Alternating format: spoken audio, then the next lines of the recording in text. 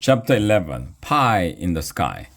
When we got to school the next day, we pledged the allegiance and did the word of the day with Miss Banks.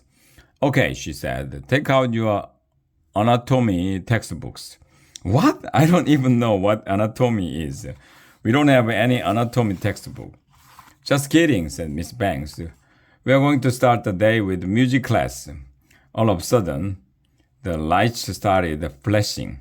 Sirens went off, and you'll never believe in a million hundred years who ran through the door. Nobody. You can't run through doors.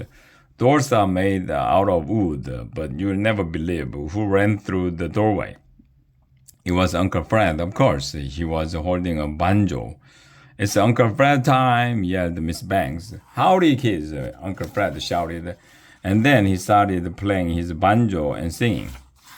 It's Uncle Freddy time. I love to sing and rhyme. I like to dance and play. I will dance the day away. I'm like a little kid. I will make you flip your lid. Forget about bedtime. It's Uncle Freddy time. We all sang the song again while Uncle Fred danced around like a lunatic. Hey, I've got an idea, he shouted. Let's play musical chairs. Asterisk. That's ridiculous. Chairs can't play music. Musical chairs is a weird game. The object of the game isn't to score points or make goals like in a regular game. No, the object of the game is to sit down. Nobody knows why, but it's fun. Sometimes you have to knock the other kids over just so you can sit in a chair. We set up some chairs in the front of the room. While Uncle Fred started the music, Miss Banks lined up a bunch of paper plates on the windowsill. I guess we are going to have snacks after we finish playing musical chairs. Line up and march around the chairs, shouted Uncle Fred when the music stops. Sit down if you can. We all walked around and around the chairs while Uncle Fred played his banjo. Then suddenly he stopped. We all dove for the chairs. Michael was the only one who didn't get to sit down. Bummer in the summer, Michael shouted.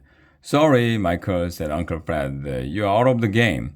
Uncle Fred went over to the windowsill. Miss Banks was spraying whipped cream onto the paper plates. Uncle Fred picked one of them up. And you'll never believe what happened next. He walked over to Michael and threw the paper plate at him. It hit Michael right in the face. Get lost, Buster, Uncle Fred shouted. Oh, snap, said Ryan. Why did you do that? Asked Michael, wiping the whipped cream off his face. That's not how you play musical chairs.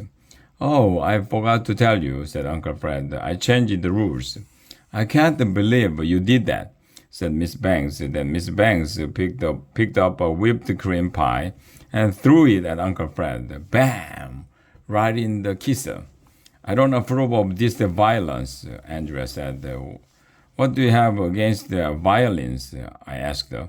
Andrea needs to get a sense of humor transplant. I picked up a whipped cream pie and threw it at her face. I got her good. She was really mad.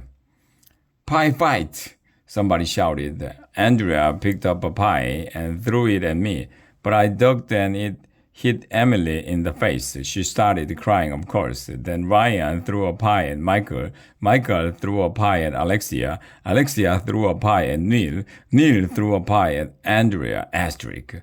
Do not do this at your school. Help! I have a pie in my eye. Run for your lives! We were all throwing pies at each other. Whipped cream was everywhere. Everybody was yelling and screaming and hooting and hollering and freaking out. It was the best music class ever. Well, that's pretty much what happened. I guess grown-ups can be silly sometimes, and sometimes they can be mature, and sometimes they can even act like babies. Maybe Uncle Fred will be a great music teacher. Maybe we'll find out what was inside the music treasure chest. Maybe Mr. Crump will get her hearing checked. Maybe I will get a virtual reality time machine headband. Maybe we'll learn about the history of garbage cans. Maybe AJ from the future will come so both of us can go back to 1857 and watch Joseph Gaiety invent toilet paper. But it won't be easy.